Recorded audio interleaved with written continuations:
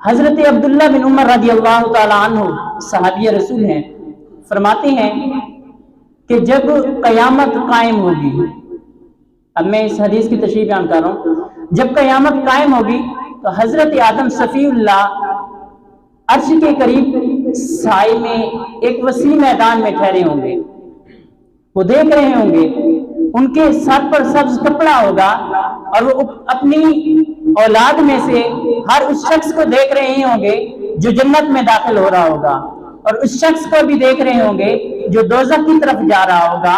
فرماتے ہیں حضرت آدم صفی اللہ دیکھیں گے کہ حضرت محمد مصطفیٰ صلی اللہ تعالیٰ علیہ وسلم کا ایک امتی ہے، اسے فرشتے دوزخ کی طرف لے جا رہے ہیں، تو حضرت آدم علیہ السلام تڑپ کر کہیں گے یا محمد یا محمد۔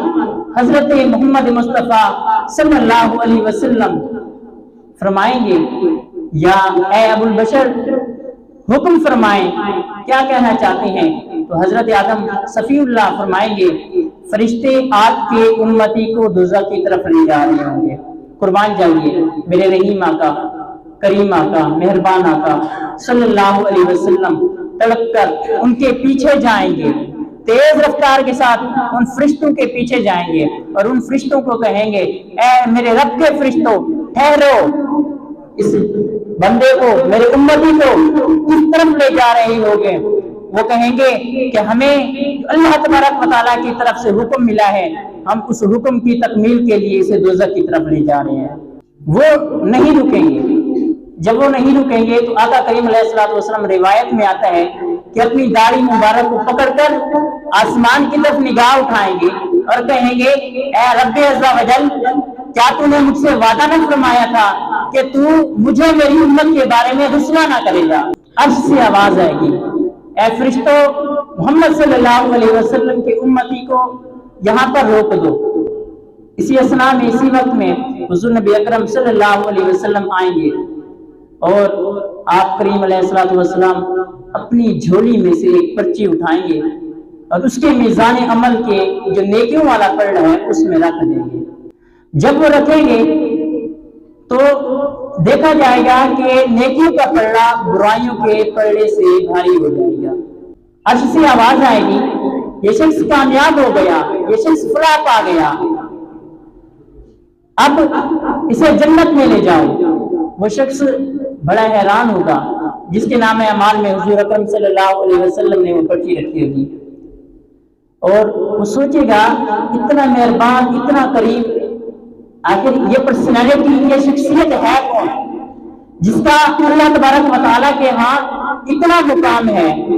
آخر میں اس کے بارے میں جانچوں تو صحیح، جن کے چہرے سے نور ٹپک رہا ہے۔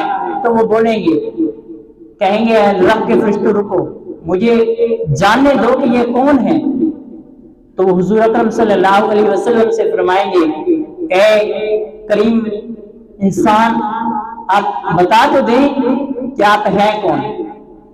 آقا کریم علیہ السلام فرمائیں گے انا نبیو کا محمد، میں تیرا نبی محمد ہوں، وَهَذِهِ الصَّلَاةُ الَّتِي كُنتَ تُصَلِّي عَلَيَّ، فرمایا اور یہ جو پرچی ہے نا یہ وہ درود پاک ہے جو تو مجھ پر پڑھا کرتا تھا۔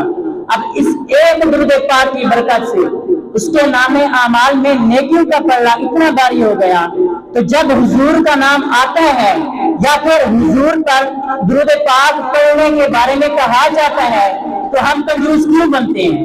کسی نے آج تک سوچا؟ اچھا ہم سوچتے ہیں کہ ہم درود پڑھیں بلند آواز میں، ساتھ والا متوجہ ہوگا، دیکھے گا، اچھا یہ کوئی عیب تو نہیں ہے نا؟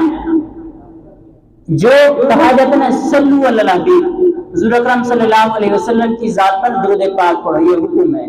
تو آئیے ایک مرتبہ پھر مل کر آقا کریم علیہ السلام کی ذات اقدس پر بلند آواز سے درود پاک پڑھ لیتے ہیں۔ اللہم صلی علی سیدنا و مولانا محمد وعلی آل محمد وبارک وسلم وسلم۔